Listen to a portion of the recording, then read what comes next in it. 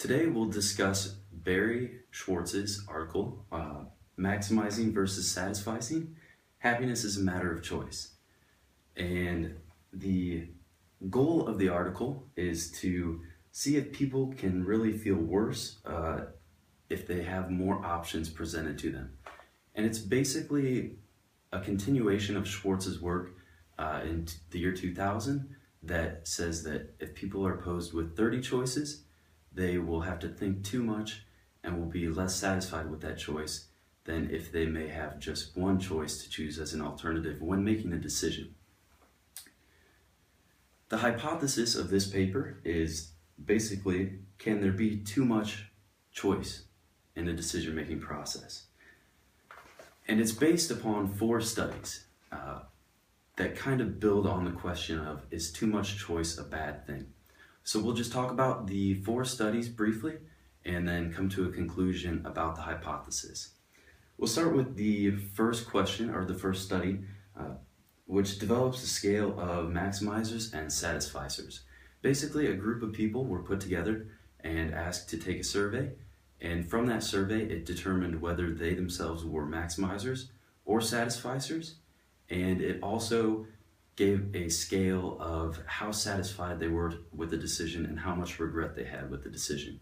And basically that lays the foundation for the paper that maximizers are different from satisficers, and that maximizers are definitely overall less satisfied if they have to think about something too much, which is in favor of the original hypothesis.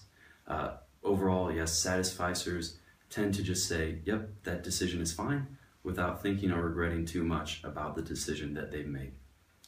The second study was taken from a group of maximizers versus satisficers to see how they use social comparison.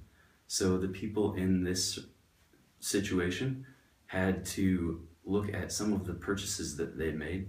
Sometimes they were small purchases and sometimes larger. For example, if someone was buying a stereo, if you were posed with one stereo to choose from another, it would be an easy decision to make, and you would have less regret or buyer's remorse than if you had had 6 other stereos to choose from, or a wide variety. And that was because basically it would be an exhaustive search and you would have to think about it too much. So the point of the second study was to see how people use social comparison, and if they compared the decision positively, it would really help them to cope with it and feel more satisfied with the decision that they made. The third study kind of builds upon the second one to prove that people use social comparison in an effort to justify their decisions.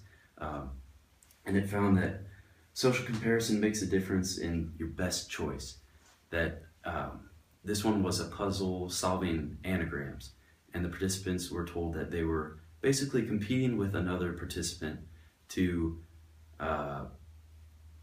solve as many puzzles as they could. And if they knew that, or if they thought that their competitor was better than them, they were much less confident in their abilities to solve the puzzle, and that they were not confident in their level of ability.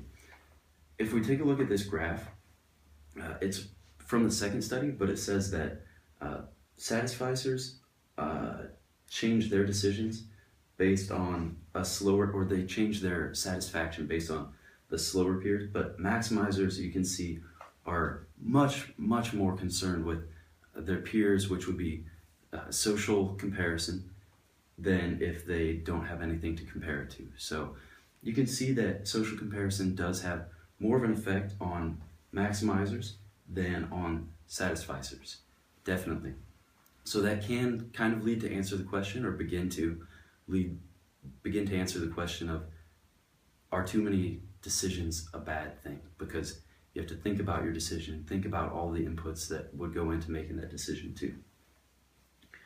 Finally, the fourth study, participants participated in an ultimatum game where they had to see if they would trade money. So 2 participants were given an amount of money, or one was given an amount of money, and it was basically seeing if they would cooperate with each other and find a causal linkage to your remorse and the amount of depression or satisfaction you would get.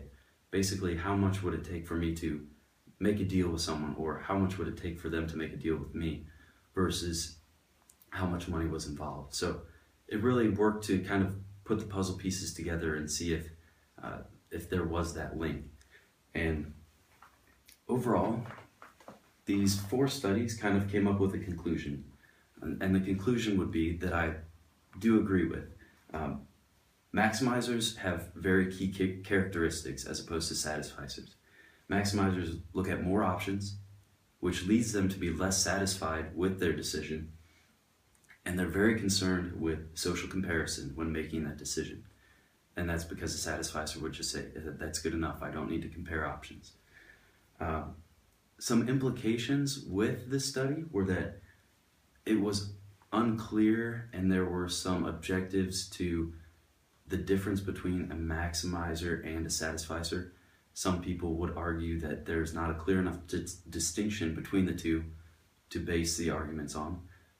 But I think that it was made fairly clear that there was very obvious evidence that maximizers were less satisfied if we can use that arbitrary distinction between a maximizer and a satisficer.